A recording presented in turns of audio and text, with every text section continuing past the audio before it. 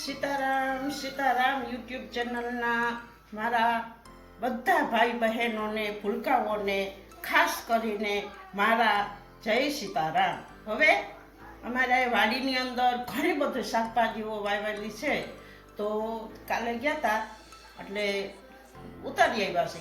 હવે હું શાકભાજી આવ્યું છે ને એ આપણે જોઈ તો વાડીમાં ડુંગળી વાવી છે, એટલે આ ડુંગળી છે.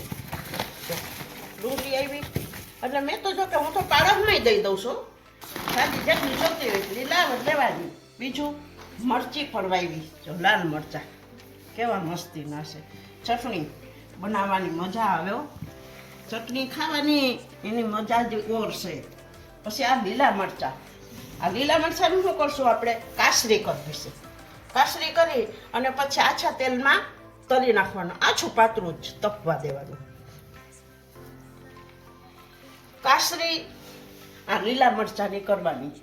અને 99% તો જો કે બહેનોને ખબર જ હોય કે કેવી રીતે કાસરી કરાય, પણ છતાંય કદાચ કોઈને ના ખબર હોય કે મરચાંની વળી કાસરી થતી છે. હા, મરચાંની કાસરી થાય. આને 2 શીરા કરી દેવાના ફાડા, અને પછી આપણે જે પ્રમાણે નિમક ખાતા હોય એ પ્રમાણે નિમક નાખવાનું. સાંજે કરી અને મૂકી દેવાનું, સવારે કાઢી અને સૂકવી દેવાની. પછી સુકાઈ જાય એટલે મૂકી દેવાનું.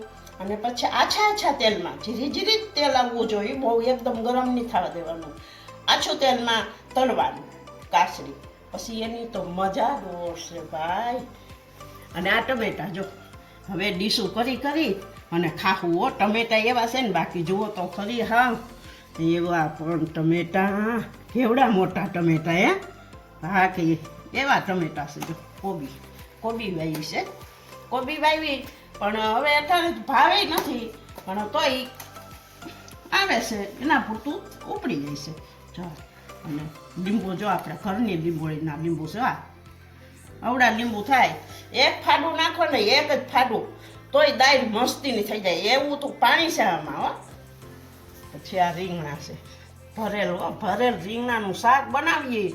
હા, મને કહેવત નથી કે બાપ છે ને એ દીકરાને ના દે, દીકરો છે ને એ બાપને ના દે. એવો તો સ્વાદવાળું શાક બને. હો, ખાતા રહ્યો, જોતા રહ્યો. અને આ કારેલા, એક ફેરી મેં કારેલાની વાત પણ કરેલી છે. અને એ કારેલાનું શાક કટકી કારેલાનું થાય અને ભરેલ કારેલાનું થાય. આ કારેલાનું શાક ખાવાથી કે કાચું ખાઈ જાઓ, કાચું ખાઓ તો વધારે ઉત્તમ છે. 6 જ મહિના તમે ખાવ ને તો તમારો રોગ પણ મટી જાય. એવી રીતનું આ કારેલા છે. તો હવે આપણે આ શાકભાજીની વાત કરી, અને શાકભાજીનું જો ઊંધિયું જ કરવું હોય ને તો આમાં તો જો કેટલી બધી વસ્તુ મળતી હોય, કેટલી બધી વસ્તુ નાખવી પડે. કઠોળ એક જાતના, શાક એક જાતના, અને પછી એમાં હરગવો નાખ્યો હોય અને એ ઊંધિયું શાક બનાવ્યું હોય તો ભાઈ એની વાત જ ઓળશે. પછી તમે રોટલી નાખો, રોટલોય નાખો, ઊંધિયું જ ખાઓ. ખાઈને ઊંધા પડી જાય. હો, અને આ સંક્રાંતિ, ઊંધિયું તો મેન છે સંક્રાંતિમાં, અને બધાની ઘેરે હોય આ ઊંધિયું શાક. તો સંક્રાંતિની પહેલા તમે આ કરી લ્યો અને ખાઈ લ્યો, અને પછી સંક્રાંતિને દે પર પાછું ખાશે.